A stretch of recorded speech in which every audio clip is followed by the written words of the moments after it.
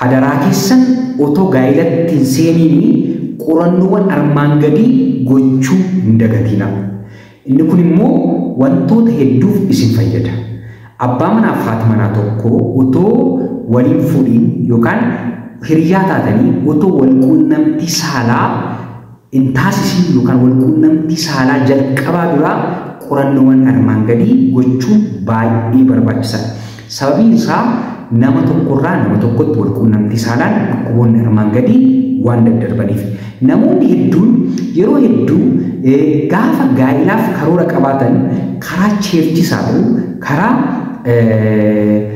bataskaanaas haa ta'u akkasumas immoo karaa maskiidaas haa ta'u maalidhaa kan isaan jalqaba godhanii kan jaarsoliin biyyaas gaafatanii HIV qorannoo godhanii akka isaan dhufanidha. Garuu dhukkuba HIV qofa miti wal quunnamtii saalaatiin kan daddarbu. Dhukkuboonni biroos dhukkuboonni hamoo ta'an karaa wal quunnamtii saalaa kan daddarban ni jiru jechuudha.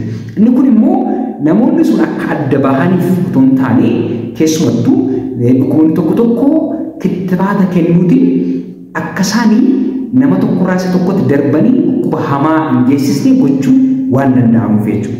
Walumaa galatti dhukkuboota armaan gadiif kappiliin tokko yookaan hiriyoonni lama dubartiif dhiirri qorannoo gochuu qabu. Istaatasii isaanii beekamuu qaba jechuudha. Inni tokkoffaani akkuma isin beektan dhukkuba maaliiti? HIV. HIV teestii gochuu qabdu jechuudha. Qorannoo gochuu qabdu lamaan keessaniyyuu. Inni durbaas shamarris wal faana deemtanii lamaan keessan qulqulluu ta'uu keessan natsaa ta'uu keessan HIVf qorannoo gochuu qabdu jechuudha. Inni lammaffaan vaayirasii turubiiti. Vaayirasii turubiis wal quunnamtii saalaan dubartiirraa dhiirarra dubartiitti darbuu waan danda'uuf kanaaf isaafis qorannoo gochuu qabdu. Inni kun immoo yoo nam tokko poozeetiiva ta'e nam tokko negeetiiva ta'e inni negeetiiva ta'e sun inni vaayirasii turuu sana hin qabne vaaksiinii yookaan kittibaata akka inni fudhatuuf. Inni isheen poozeetiiva taate immoo inni poozeetiiva ta'e immoo maaliif hordoffii akka inni godhuuf. Akkasumas immoo yeroo ulfaallee yoo dubartiin suni dhukkuba hepatitis B kana yoo qabaatte infekshinii hepatitis B kana yoo qabaatte infected yoo taate maal gochuu qabna? Hordoffii special care ta'e gochuufii fi qabna jechuudha. Akkasumas immoo daa'ima gadameessa keessa jiru sanaaf illee eeggannoo gochuun akkuma daa'imni sun dhalateen illee vaaksiniin sa'aatii 72 keessatti kittibaanni daa'ima sanaaf kittibaanni vaayirasii turuuf kennamuu jira jechuudha. Sababa kanaaf vaayirasii turuufi dhiiraaf dubartiin tokko gaa'ilatti toon seeniin dura wal quunnamtii saalaa tokko qabaatiin dura qorannoo gochuu qabu. Akkasuma kanaaf qorannoo vaayirasii turuusiifis biifis gochuu qabdu jechuudha. Inni gara biraanii dhukkuba fanxooti.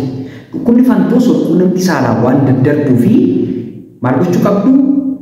Qorannoo lamaan keessan gochuu qabdu jechuudha. Sifilis jennee waamna yookaan dhukkuba fanxoof gochuu qabdu jechuudha. Inni gara biraanii maal keessan beekuu qabdu? Gartuu dhiiga keessanii. Gartuu dhiiga keessanii maal akka ta'e beekuu qabdu jechuudha. Poozeetiiva moo negeetiiva kan jedhu inni kunis konsernii mataasaa waan qabuu fi lamaan keessaniyyuu testii yoo taatan baay'ee gaariidha jechuudha gartuu dhiiga keessanii. Keessumattuu isheen dubaraa negeetiiva taatee kan isa dhiiraa yoo beekame baay'ee barbaachisaadha jechuudha. Inni kun immoo wal simachuu dhabuutiin kan dhufu yeroo daa'imni gadameessa keessatti uumamu RH negeetiif wanti jedhamu jira. Inni kun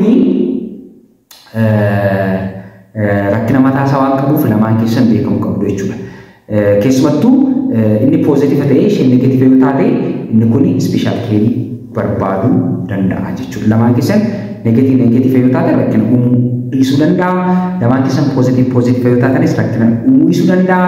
Inni gara biraan immoo isheen poozeetiiva taate inni immoo negeetiiva yoo ta'e rakkina uumuu dhiisuu danda'a.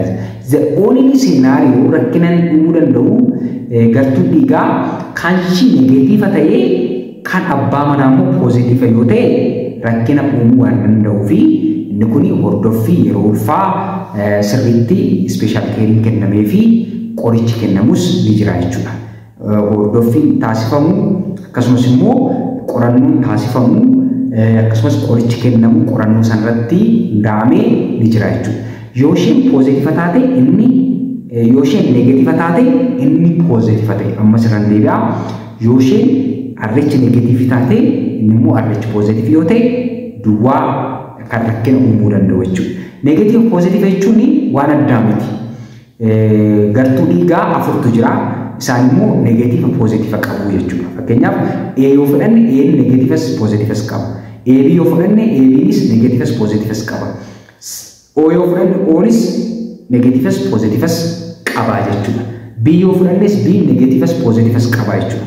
Poozitiiva neegatiiva jechuun B poozitiiva jedhamu B neegatiiva jedhamu. O neegatiiva jedhamu O poozitiiva jedhamu. AB neegatiiva jedhamu AB poozitiiva jedhamu.